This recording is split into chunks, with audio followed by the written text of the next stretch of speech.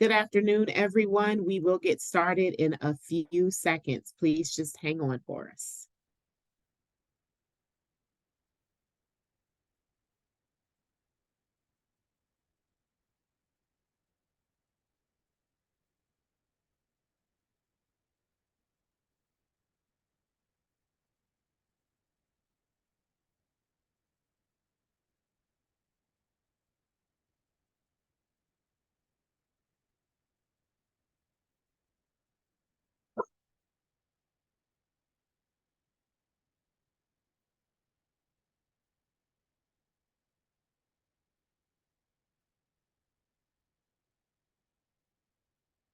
Dr. Sequeira, um, okay, yeah, I sent you a link to rejoin as a great. I see you. There you are. I have no idea what's going on, or why that didn't work for you, but I'm glad you're here now. Everyone could just give us a few seconds. We will get started very, very shortly. Some people are still coming in.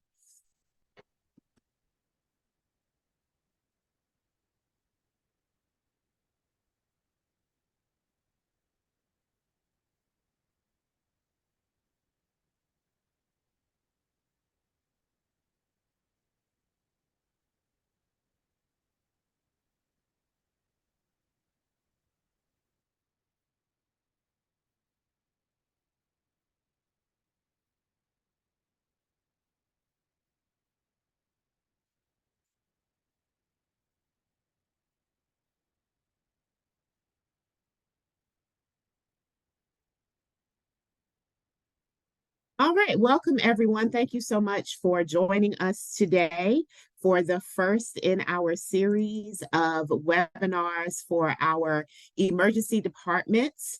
And we're going to go ahead and get started very, very shortly. I want to check and see if Dr. Watts, who has been our chair, is in the room. It looks like she did make it in the room. So Dr. Watts, I'm going to take you off mute. And if you just wanted to kind of introduce the series, and then we will hand it over to Drs. Lebesny and Sequeira. I have unmuted you on my, thank there you. you go. Yeah, thank you so much. We are so excited to start our mental health ED department series that we worked on with our ED team and some child and adolescent psychiatrists through VMAP. This is the first in the series. There are two more. Hope everybody can sign up for all three. I do want to say that we really, really appreciate having you here and welcome questions, I think, in the chat, right, Kimberly? You can ask your questions in the Q&A if you want to ask them directly to the panelists. If you have a general comment for the good of the group, you can put that in the chat. Okay, well, thank you. We'll just look forward to hearing it. So we should get right on in.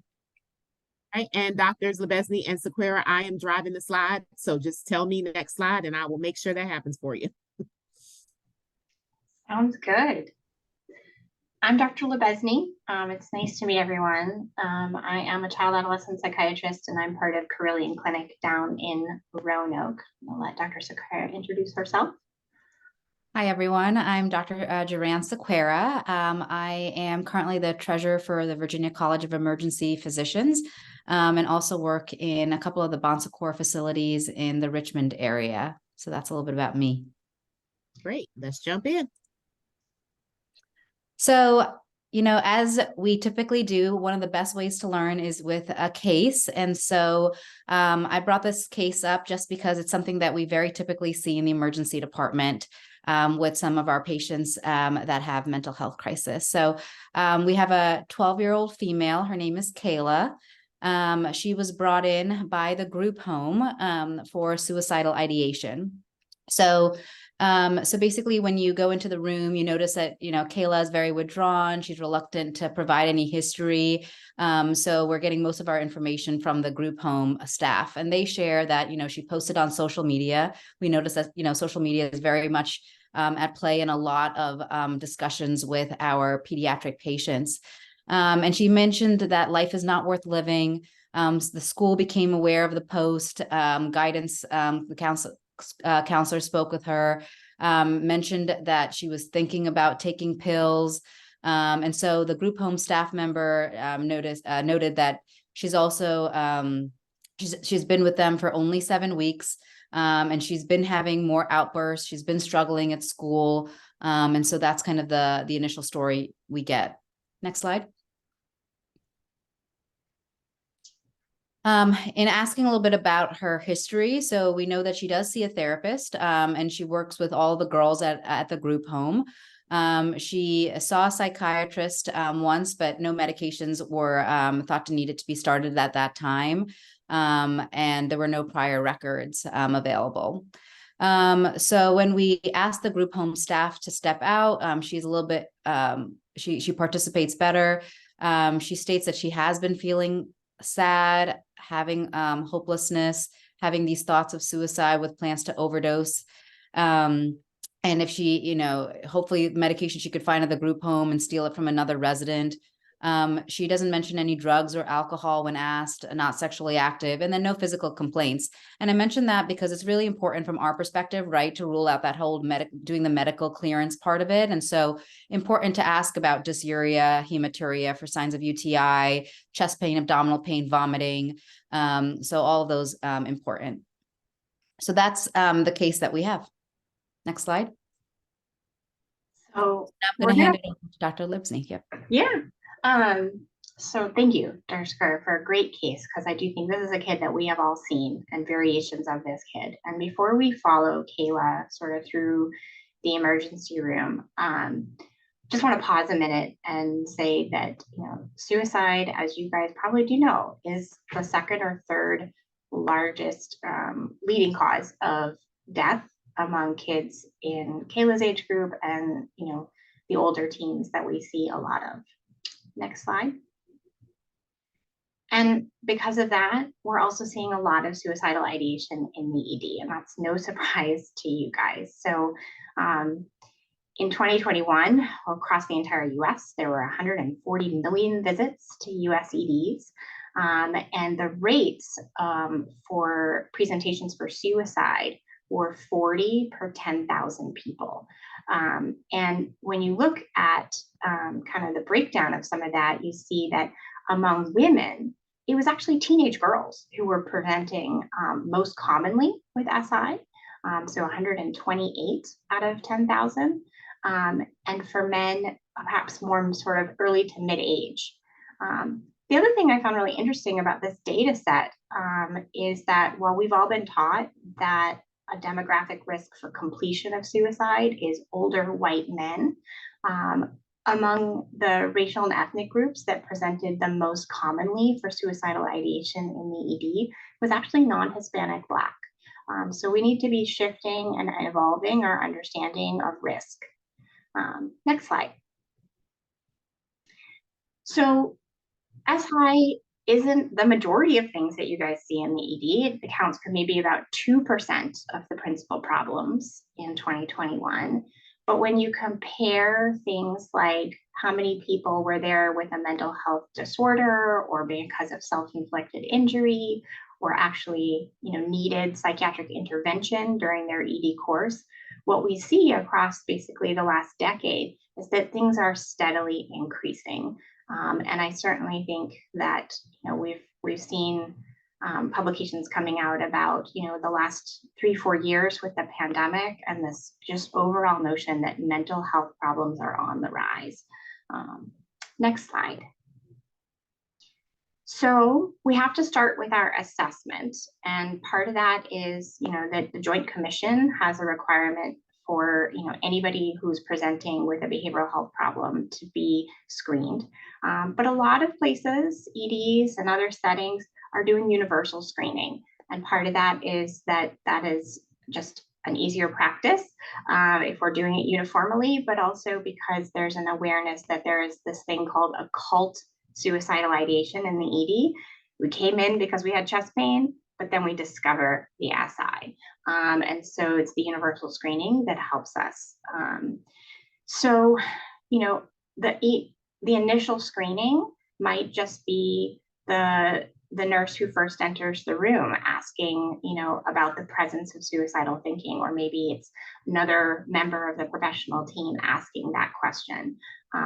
What to do next when that screen is positive, how to dig into it more is something that we're going to talk about. And I'm going to kind of share with you guys some tools that are out there, recognizing that each hospital system and emergency department has a different collection of resources to draw upon when you're talking about assessing a child who has screened positive for suicidal or is there because that's the chief complaint. Next slide.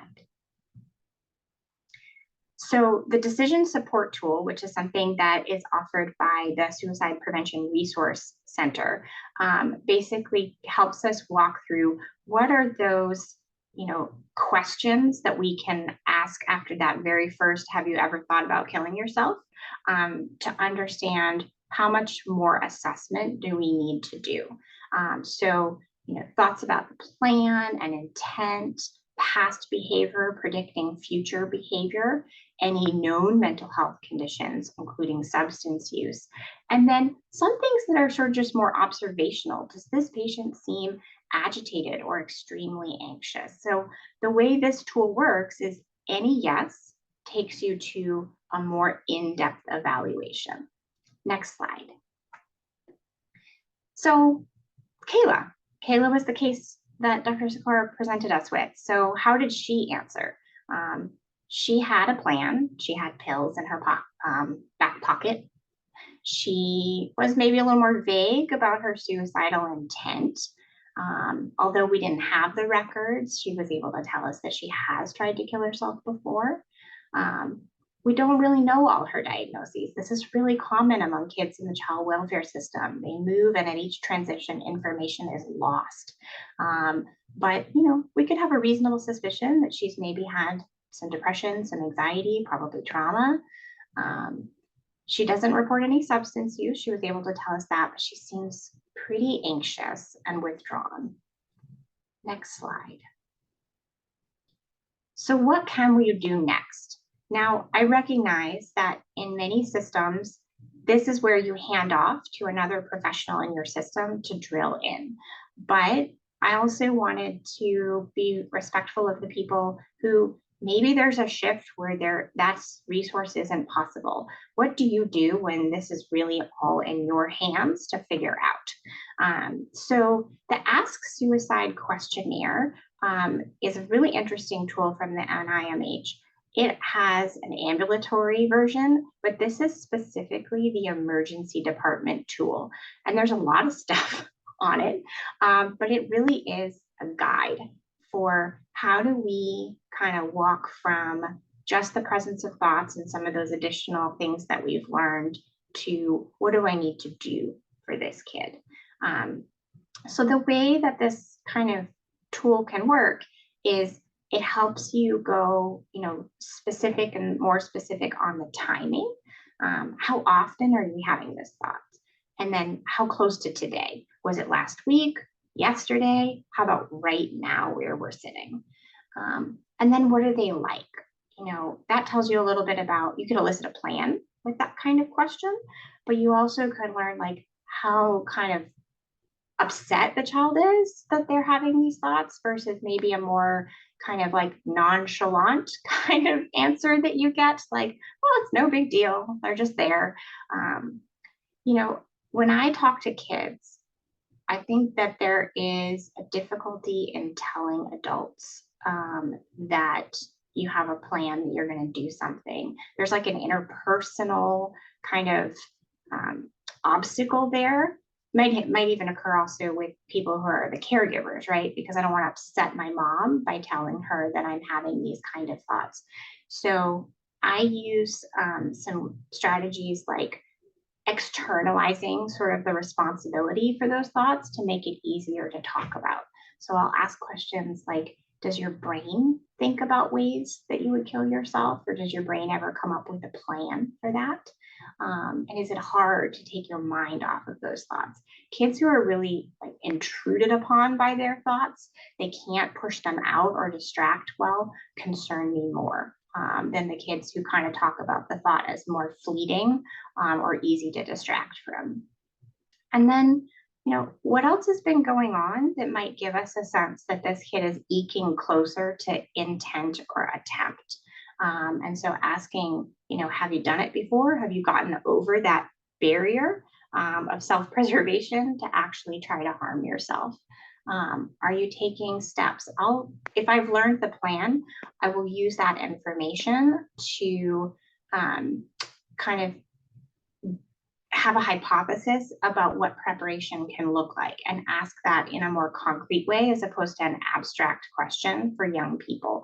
So if you're trying to, overdose, I'll ask you, like, have you ever gotten the pills out? Have you ever just held them in your hand? How close have we come? And then kids do things as adults do, like writing notes, thinking about giving things away, thinking a little bit about, like how other people would respond if they died. And those kind of almost fantasies about that can tell you a little bit about how in-depth they're thinking.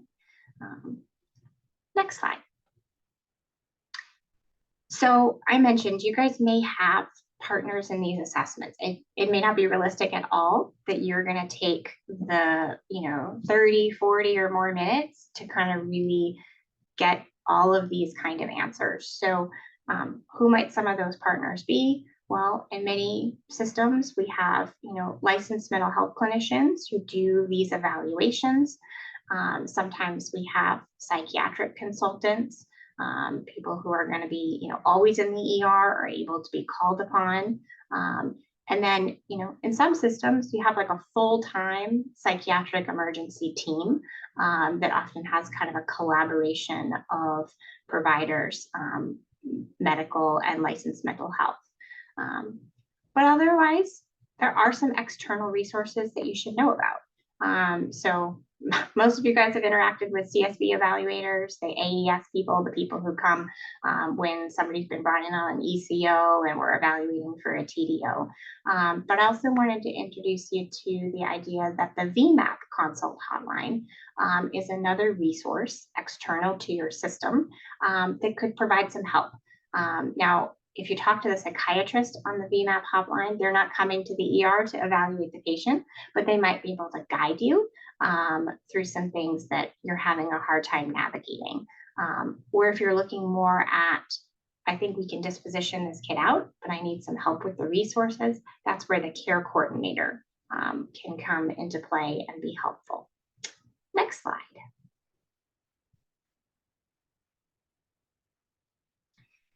So another tool that we have when we're needing to do a comprehensive risk assessment is something called the safety.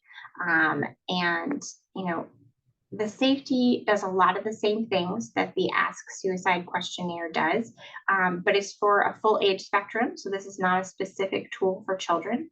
And again, it's really helping you look at what are the comprehensive things beyond those initial assessments, the mental health history, the family history factors, like is there a positive history of completed suicide in the family? What are the protective factors? And what I think is a little different and helpful about the safety tool is that very bottom part of it where it helps you gauge high, moderate, or low risk. Because when you've spent a fair amount of time gathering a lot of information, it can be really hard to kind of like, how do I synthesize this to decide what kind of category to put this kid or this teenager in? So that's a really helpful piece of this tool. And again, most likely this would be a tool that partner would use to do a more in-depth assessment, but it's available to you if you were to find yourself in a clinical situation where you didn't have anybody else to complete the evaluation. Next slide. Another tool that's out there is the Columbia Suicide Rating Scale. And this one that I've just put a piece of is one specifically modified for children. So it offers some developmental language, like, do you wish that you were dead? When you talk to kids about suicide, it's often helpful to kind of eke from passive thoughts to progressively more active and imminent thoughts. And so that's something that this tool kind of does and models very well. It's a bit of a lengthy tool, to be honest. So I just acknowledge that, you know, depending on how much time people had, this has some really helpful language if you were to look at it to kind of refine how you ask questions, but you may not really practically sit here and go through it in the emergency room setting. Next slide. So as you're doing an assessment, it's really important to get collateral. And I was thinking a little bit about, you know, some of the scenarios that frustrate all of us, like when you get a kid sent from a school and maybe the parent or the child has kind of minimal information about why the school asked them to come into the ED. If there's anybody on the team who can take a minute to call the school, if they're still open, there's still somebody to talk to try to really get the specific concern, that's really valuable. Same thing with a provider. Hopefully, when providers are sending kids to the ER, they may be calling in some triage, putting some information like directly into the chart ahead of the kid arriving, but not always. You know, as an ambulatory provider, which is my primary role, I try to do that. But, you know, I also have times where my patients self-present to the ER. And when somebody takes a minute to check in with me to see if I know anything that could really alter the disposition, I find that really respectful and collaborative, and sometimes could really make the difference on, you know, do I think that kid needs to be admitted? So that's valuable. Getting collateral from parents, I think, is usual practice, especially when they're physically present in the ER. And I think that something really to pay attention to is really the parent's attitude towards the whole situation. You know, when I talk about making a safety plan, which is something we're going to talk about in a minute, I'm looking at two parties. Is this child able to partner in a safety plan and communicate how they're feeling and thinking and follow the safety plan? But also, is this parent interested in a safety plan, concerned about what's going on, and demonstrating to me through their behavior and their language that they too are going to kind of follow the plan and return if needed. And so that's something really to pay attention to when you're meeting with parents. Next slide. So what about kids who have already made an attempt? Because you guys see that a fair amount as well. You know, they've come in and they took the Tylenol overdose, you know, a day and a half ago, but somebody just found out about it now and got them to the ED. So I learned a little rubric when I was doing a lot of consult liaison rotations in my residency that I have found helpful. So next slide, I'm going to share that with you. So after evaluating, you know, an attempt, I'm looking at like impulsivity. What is going on? What was happening? So I'm asking questions like, how many minutes or seconds went between the time that you had the thought and when you were putting those pills in your mouth? To me, impulsivity is a very abstract concept that not a lot of kids can answer and can be hard to judge just from the outset. So that's a way to kind of really make it specific and concrete. There's another really common question that happens after an attempt that people try to map onto intent. And I want you to be wary of that. So the question is, are you glad you lived? How is anybody supposed to answer that question? I mean, there are some really sort of really stuck in their depression, suicidal kids who will just look at you and say no. But the vast majority of people with that kind of interpersonal type of question feel like the right answer is to tell you that they have remorse, even if they don't.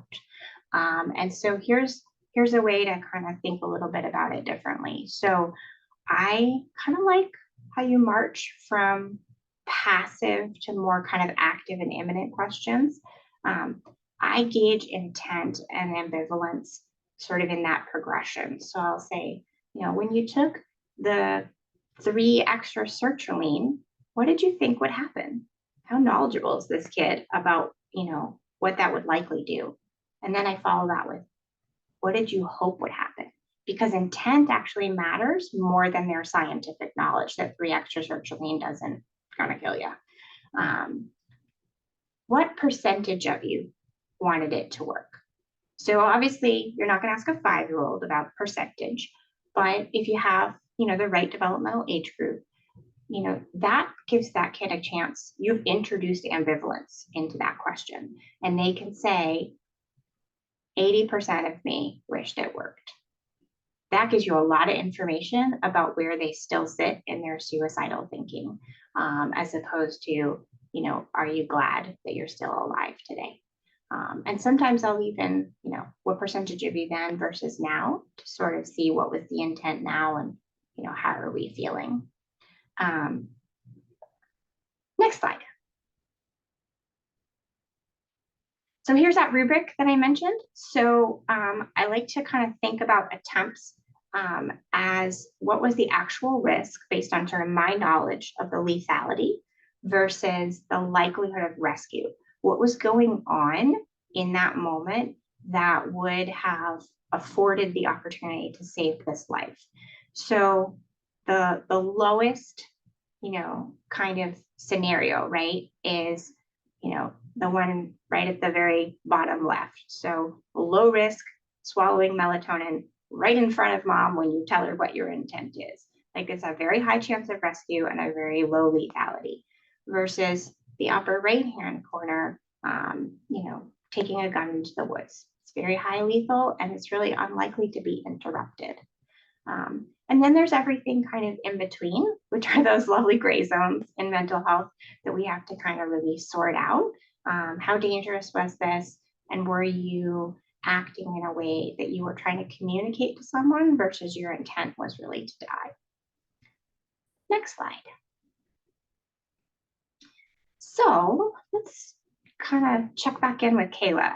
So she's been evaluated completely, and the recommendation is to go inpatient. And the rationale for that from the evaluator is because she did have a plan, and we don't have a full sense of her diagnosis. So it's hard to kind of really decide what the treatment that could divert her from the ER really needs to look like. And we also have a group home that's saying, I don't know if she's intent on stealing medicine from somebody else, that we're in a place to completely prevent that. That might be realistic, it might not be, but that's what we're hearing. But common conundrum, we don't have a bed available. So where do we go from there? Next slide. So what do I do with these kids who are suicidal and they would benefit from inpatient, and we can't send them to that next step in the treatment plan right away? So we're going to walk through each of these, but I just wanted to kind of give an overview. It's important to have the environment safe. We need to think about their comfort and their care while they're in your care in the ER. What do we do with medicine? That's a frequent question for the consulting child psychiatrist. What are some interventions in the ED that really have evidence base that they can help?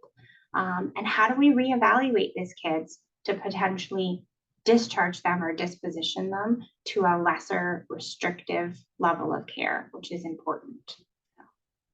Next slide.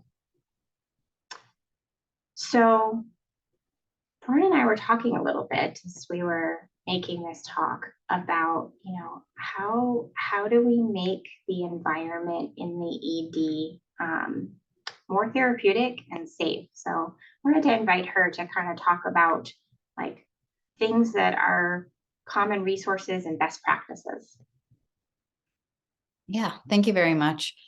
So one of the things, as you guys know, very commonly in our ER is that we typically have a lot of our patients who have mental health crisis in one pod station, and partly because of resources, right? We've, in terms of the techs that are watching, sitters, police, just easier to have it all in one place. And then also the rooms that we have available, so that they are low risk rooms. So one of the one of the ideal things that we should have for our kiddos is that having an area that's less stimulus. So if you've got an adult who's screaming, who's constantly taking off their clothes, doing standing out of the room and being very obnoxious, not a great not great to have that pediatric patient right near them, hearing that constant stimulus. And even though I recognize it might be easier to kind of put that patient in that same pod, might be worth having them in another station, especially if they are in a position where they need that quiet, they need to be separated from that environment. Sitters, right? So a lot of the times we have our own techs who are sitters, but sometimes they're volunteers from upstairs or techs from upstairs that are coming down to help out. The best sitters I have found are ones that engage with kids, talk to them about their personal life, about whatever. And that makes time go by, that, allows that child to feel like they are in a safe, caring environment, as opposed to somebody who's just staring at them or constantly on the computer. And I recognize that you can't constantly be engaged with them, but as much as you can, and being empathetic to their needs as well. Recognizing that if they look cold, if they're looking hungry, or asking for, that we are responding to them and responding to their needs. We talked a little bit about this separation from agitated, intoxicated adults. And then, removing the access to unsafe items. This is part of our, we have to do this whenever a patient comes in with suicidal ideation. But making sure that, that room is, you remove the unsafe items, but to that point of not making it super sterile either, and allowing them, making sure that TV works in the room, and they are able to do that, making sure that they're able to walk around. I think we all talk about how if we were that patient, right, we feel like we were in a jail cell, because sometimes, and unfortunately it feels like that sometimes, right? So is there a way to have that sitter and that patient, walk around, obviously making sure it's a safe environment to walk around and low stimulus, but are they able to walk around? Are they able to go get a shower? Is there some place that they can go and take a shower? Just all these things that we should be considering, especially with some of these pediatric patients that are sitting in our ERs for days on end. So those are a couple of ideas we had talked about. Next slide. So Dr. Shakara mentioned some things about comfort, and we talked about the importance of continuing home medications, all the little details that are so easily, lost in the hustle and bustle of the ED, and things that come in and just by medical need kind of take over everybody's attention. Ordering a diet, so the kids are getting food on a regular schedule. Is there access to hygiene? Like that came up in our conversation.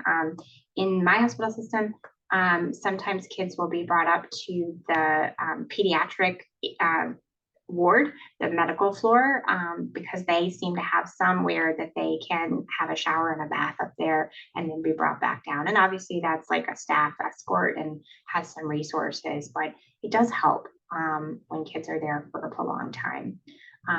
Access to caregivers. I think most of our settings are very family friendly and thoughtful about that, but it is important that kids are getting a chance to be with family and support and kind of keep them calm.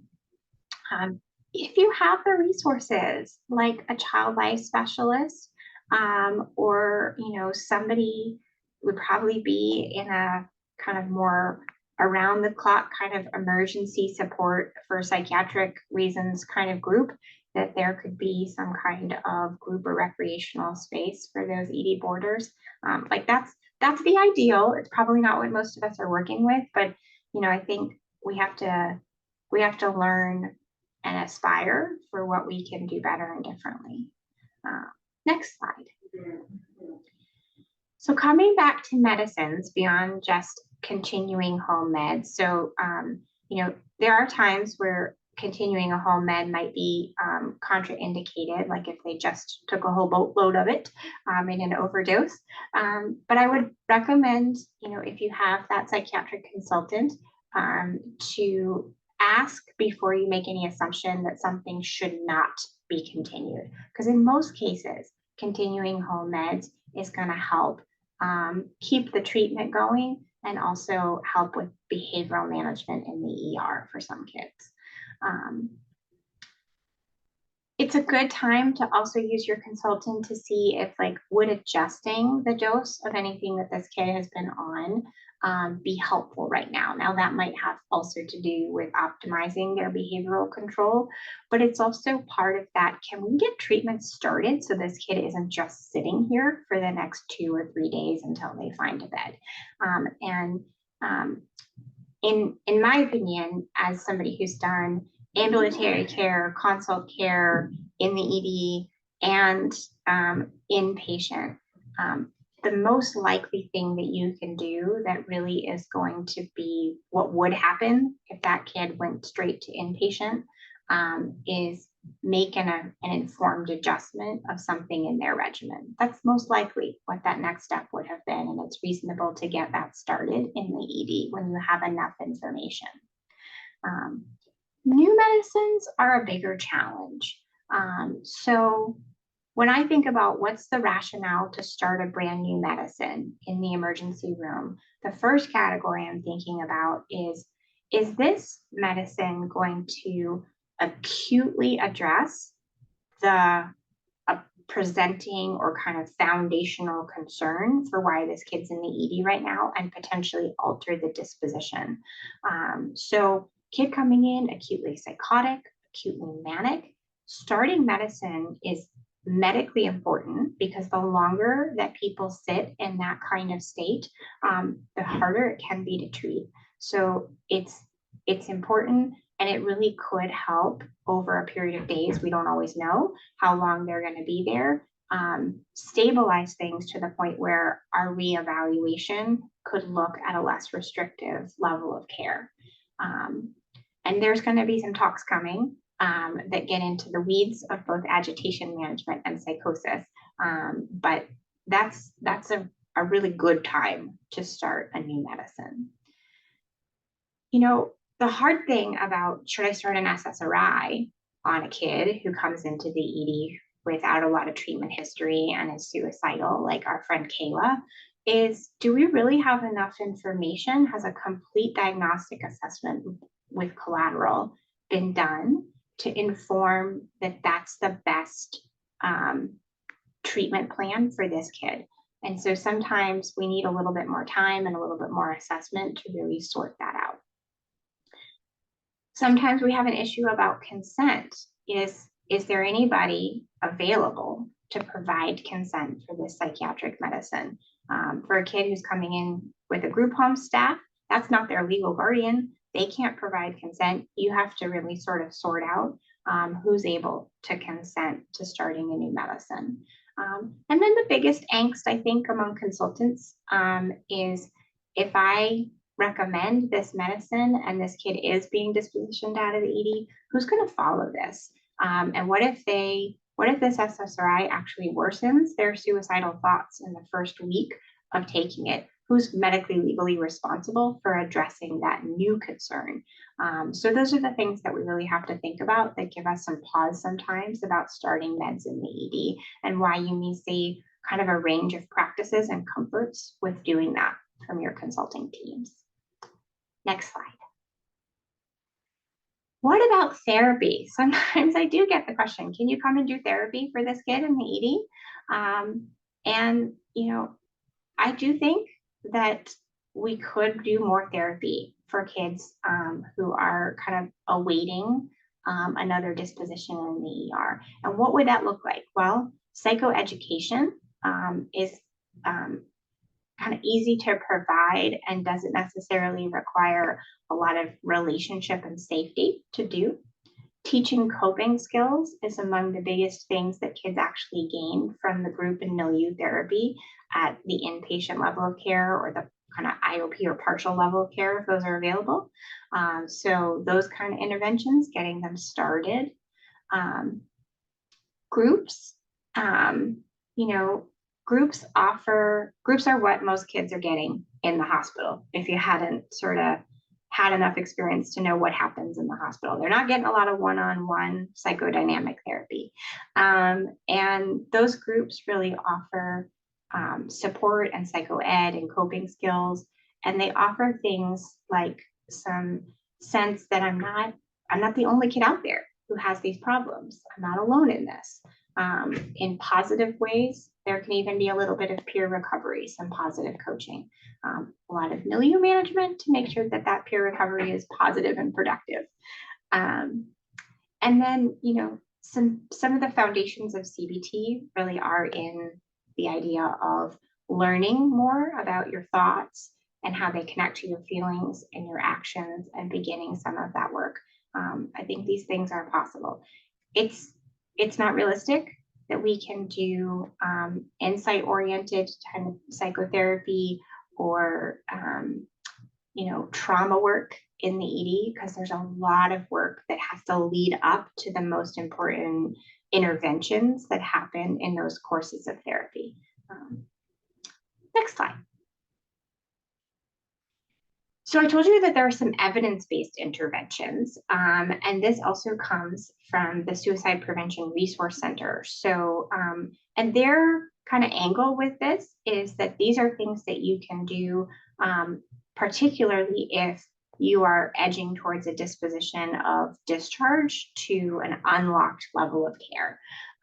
So talking with the patient about what's going on, what their kind of diagnosis is, like helping them learn about mental health, doing a safety plan, talking about kind of how we get the lethal means, how we put more barriers to access to the things that people can use quite impulsively to kill themselves. And then making sure that the disposition is like solid, that they really have a place to go and people to support them after leaving. So, next slide. So the patient education part of this, and there's a lot of internal sort of links and resources. If you look at the document that I have at the bottom here, Caring for Adult Patients with Suicide Risk, which I'm borrowing because there isn't an equivalent one for pediatric population, but I think that the information is pretty universal. Involve a caregiver in the kind of discussion so that there is like another set of ears for what's being talked about. People can remember when you're in distress. It's hard to remember the information that you're being provided. Counseling about substance use and the importance of taking your medicine. Like, these are things that I think ED docs do quite often, and many do really well. Giving people hope that you can get better, things can get better. And then talking to people, as you guys do for any medical condition, about like, what do you need to look out for when you should come back to the ED. Next slide. So this is an example of a safety plan.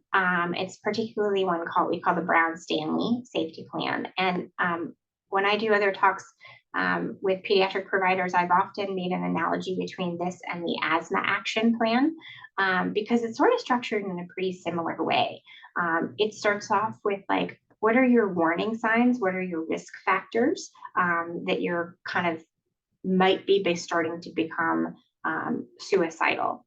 And you gotta get them to walk through that. And then the next level is like, what can you do for yourself? This is like using your own albuterol inhaler. What are your coping skills? What can you do to self-soothe and distract from those thoughts? The next level is, you know, who are your supports? Who are the people that might help you use your coping skills? And it's important that we have some grown-ups on that list, in addition to like our besties, because we don't want to put all the responsibility for safety in the hands of another child. And that's an important message to the kid when you're doing these kind of safety plans. The next level is like, who can I ask for help if my coping skills are not working? So that's kind of like on the asthma action plan, like, do I call my primary care doctor or if I have a pulmonologist? Or, in this way, we sort of break it up between my natural supports, like a parent or a guidance counselor, and then into more professionals. And that some of those really critical pieces of information, like the suicide prevention line. A modern version of this should have 988. So next slide. Counseling about lethal means. I gave a link to this document from the Harvard School of Public Health that has a really detailed sort of rubric for how to talk people about how to make their access to guns in particular more safe.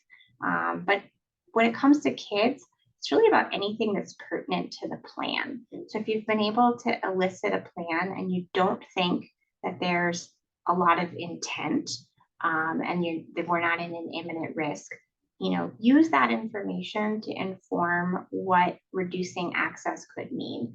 Medicines need to be locked away. If a kid hasn't thought about hanging, you don't necessarily need to run around the house and take away every belt and every scarf. But if a kid has had that kind of plan, you're going to respond differently. It's the same thing with like kind of cleaning supplies and stuff like that. Some families get really anxious and sort of try to turn their home into an inpatient unit, and that's not necessary, and it may not be therapeutic because kids then react to feeling like they're being punished. But we want to kind of find that line between enough safety and also kind of normalcy. Next slide.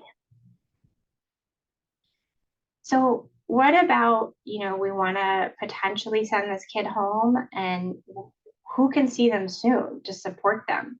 Because we know that, they needed support. We're thinking about the hospital for them. So if you have something like a gap or a bridge clinic, a set of psychiatric, usually prescriber, in addition to some therapy, that is willing to see patients a few times and maintain access for disposition out of the emergency room, that's really helpful. If you have an existing provider and you have the hours of daylight to get that office on the phone, try to make sure there's an actual appointment and we know when that appointment is, rather than in putting it in the hands of the family to secure that appointment. REACH, you guys probably do know, but for anybody who wasn't familiar, is kind of our statewide access to mobile crisis services. I think there are some regions that have maybe other agencies that also can provide mobile crisis, but REACH is sort of the most dispersed over our state. And again, we talked about the VMAP hotline. What is another group of people who could help you figure out what are the resources to link this kid as quickly as we can. Next slide. So we've been throwing out VMAP a few times. And so I just wanted to take a minute to orient anybody who's not as familiar with the Virginia Mental Health Access Program. So there are two main branches. There's the education branch, which involves things like Project Echo, these sort of lunch and learns, and weekend courses that really dive into pediatric mental health, predominantly aimed at primary care physicians. And then we also have the VMAP line, where a child psychiatrist could be available. These care navigators for helping find resources are available. And also we have sometimes some psychologists or social workers who are able to kind of maybe do a consult about like what type of therapy would be best suited for this kind of kid and help you then navigate the resources a little bit more specifically. Next slide. So how does the call line work? So this started as a resource available to primary care physicians and is now expanding to be available to you folk in the ER. Now it's not available 24/7, and we recognize that. So it has hours on the sort of more business hours during the day. But if you were in the right situation on the right shift, this could be a helpful resource. So you call and there's somebody who kind of takes some initial information and then they direct you towards the resource. Yeah, so Monday through Friday, 9 to 5 business hours in my land. They'll direct you to whether, what's most appropriate to help answer your question is talking to the child psychiatrist on that day, or the therapist or psychologist, or possibly the care navigator. Next slide.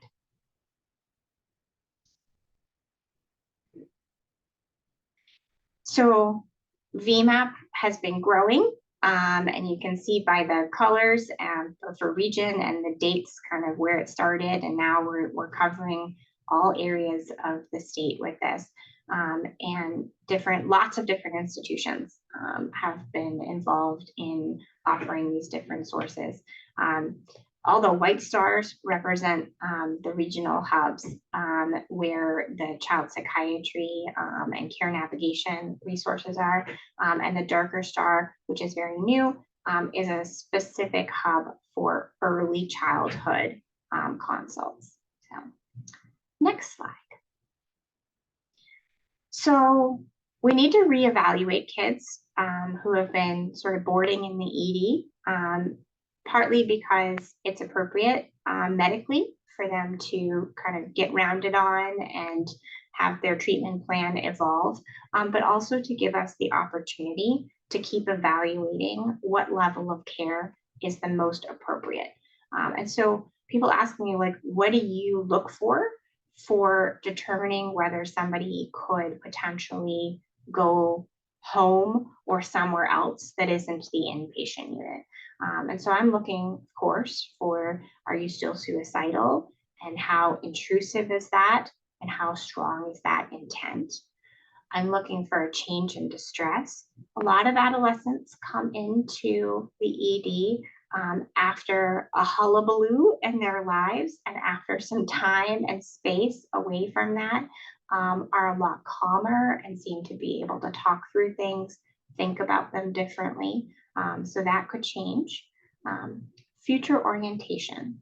The kid who initially told you they had nothing to live for, and as they have spent the last 3 days with their parent in the ER, talking and playing cards and reconnecting, they're suddenly able to say, no, I've got things that I want to do with my life. My mindset is starting to change.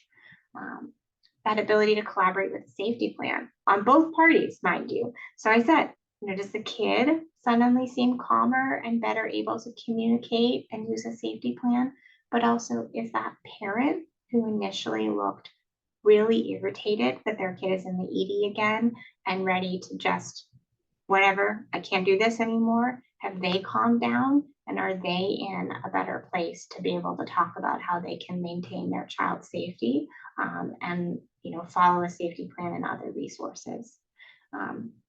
What about access to follow-up? So at 3 a.m, I can't necessarily get your providers on the phone to find out if they can see you sooner, but when it gets to Monday at 10 o'clock in the morning, that's more possible. And so if things have evolved and we're able to secure a different kind of follow-up that's less restrictive and ultimately more therapeutic, I would argue, that's better. So Dr. Zakar and I also talked a little bit about, reminding people that people who come in on an ECO and are on a TDO do not necessarily have to be on an unstuckable train to the inpatient setting. If they're reevaluated and things are different, a collaboration between the medical team or the mental health team in your system and the CSB can undo that and disposition them elsewhere. Next slide. So what's a good discharge? The kid seems calmer and no longer in distress. We've got a caregiver who's comfortable with the plan. We have figured out what was going on and what probably needs to be treated so that we've been able to put the right resources in place. And then we have follow-up. And, you know, those follow-ups can look like an appointment to keep the evaluation and treatment process going, or it could be an intermediate level of care. So if you have partial hospitals or crisis stabilization centers where they're basically inpatient but unlocked, maybe some of those are now a better disposition than the inpatient locked facility. And if we have started a new medicine, we've at least identified somebody who can continue and take responsibility. And that might be the primary care physician in the immediate moment until more resources can be put in place. And we've got a safety plan. Next slide. So, wrenches in the plan. What can happen that can really sort of throw these things awry? So, one issue that comes up sometimes is a lack of agreement between the different parties about what the plan should be. Like, sometimes you guys are uncomfortable with the plan that the mental health consultant has come up with. Your spidey senses is that there's more risk, and that's a time sometimes to have a dialogue. New information.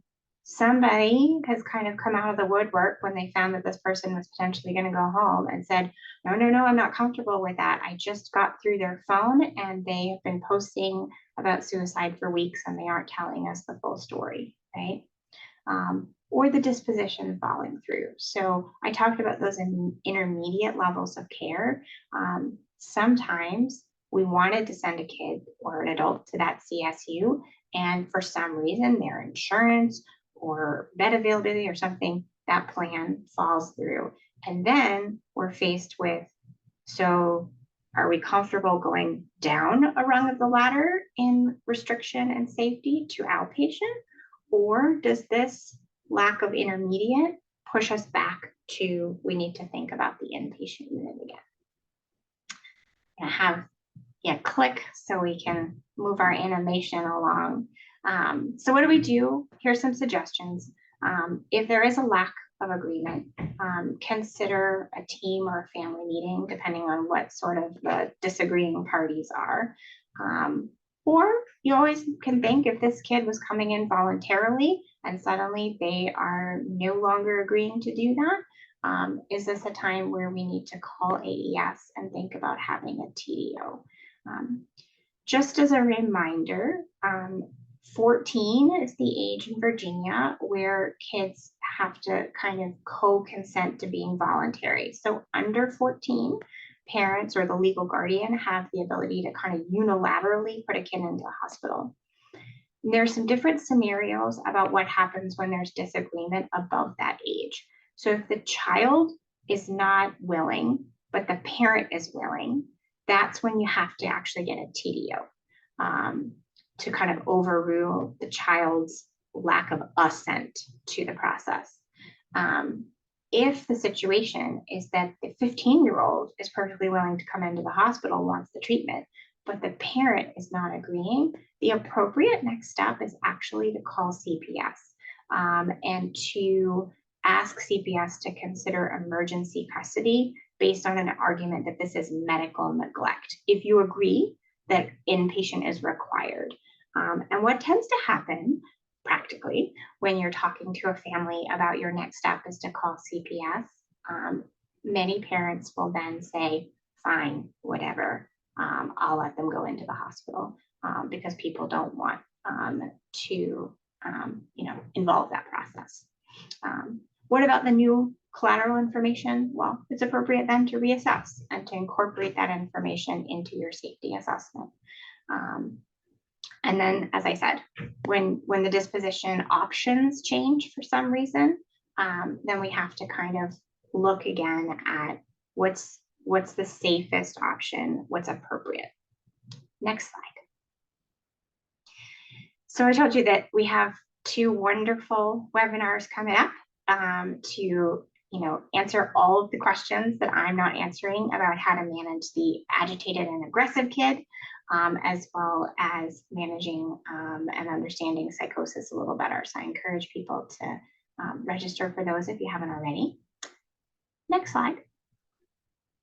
So these are some resources and references, and I'll be happy to make all of this information available to help people kind of use it and implement it. And I'll field questions along with Dr. Zapruder. So Dr. Lipbesny, Dr. Perry had made had asked a question about parents, and you talked a little bit about the safety plan and having to have all stakeholders feeling very comfortable with it. And sometimes we do experience that case where patient feels good going home and with the safety plan, but parent is just not there emotionally, just not comfortable taking that patient home, even though we've set everything up and everything is, wrapped up nicely in a bow, except for them. So do you have any tips or tricks of kind of how to help get them there? We always say with even when we have parents or family members who are uncomfortable taking a patient home, you can always come back, but is there any tips or tricks that you use in talking with parents? Yeah, I think it's a really tricky situation, and it's incredibly time consuming. And I think that I really respect that with the workflow that you guys have, that to essentially do some brief family therapy interventions to kind of work through what is causing the parent that much distress and discomfort with the plan. It's a time where you have to use a lot of our sort of motivational interviewing type of skills, really listening and using kind of reflective listening and to kind of really collaborate with that parent. What do you feel like we haven't addressed today? What do you need that we haven't thought about that could kind of make this plan work better for you? And I think a lot of times that dialogue it's helpful when your kind of licensed mental health evaluators or other consultants have the availability to kind of help support those dialogues. It's a great question. We have one, well, actually we are over time, but I'm going to give you the last question. And if it's something that you feel you can answer, go ahead and do that. And it says 14 for TDO raises questions as the state is soliciting public comment. What do you all think? I'm a new psychiatrist in Virginia and have little experience with TDO processes. Yeah, so my understanding is that the public comment is on the idea of raising that age, possibly up to 16, but don't quote me on that. A lot of people throughout the state have offered commentary. I think that there are a lot of, this is on par with the rights in the state of Virginia that 14-year-olds are afforded in a few other sort of areas, substance use and reproductive kind of interventions like getting birth control and things like that. I think kind of keeping those things even makes a lot of sense. I think that, adolescent autonomy, it's a tricky thing, but giving them a voice and encouraging them to be a participant in their treatment is really important. And if it's TDOable, it'll still be TDOable. So I'm not sure that I think we need to change that at this time. All right, well, thank you so much. We're not going to take any other questions right now because we are a little over time and we want to be respectful. But thank you all so much for participating and listening in. I hope you learned something. The slides, as well as the video and the resources, will be available to you all. I will send out an email to all the participants when that is available for you to access. If you have any questions or suggestions for future topics, please feel free to email me at klewis@msv.org. And we would look forward to seeing you at our next 2 webinars that are coming up shortly. So also just a quick plug, Dr. Sood, if you wanted to come off mute and give that quick plug for what you all are doing as well, I have allowed you the ability to speak. Just unmute yourself. Hey, thank you so much, Kim. And I know we all have very busy schedules, but we on the side conducting a state agency sponsored research, which is awaiting IRB approval. But essentially, we'd like to interview ED docs and the administrators regarding mental health services during the pandemic. And this is really to help the state plan better for the future. And so once the IRB approval goes through and we contact you, please consider participating in a 30 to 45-minute interview regarding your experiences as ED docs. So just a little plug in there, and I hope you will participate. Thanks, Kim. You're welcome. All right, thank you all so much, and please enjoy the rest of your day. Kim? You. I have a question. Ken,